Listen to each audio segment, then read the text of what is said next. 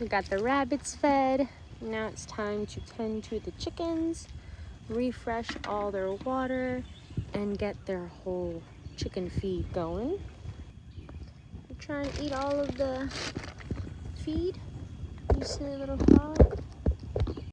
So for the chickie, I like to use the cracked corn and the layer crumbles.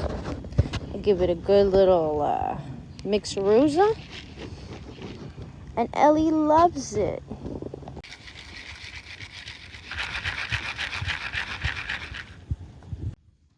Ellie, got your food coming out.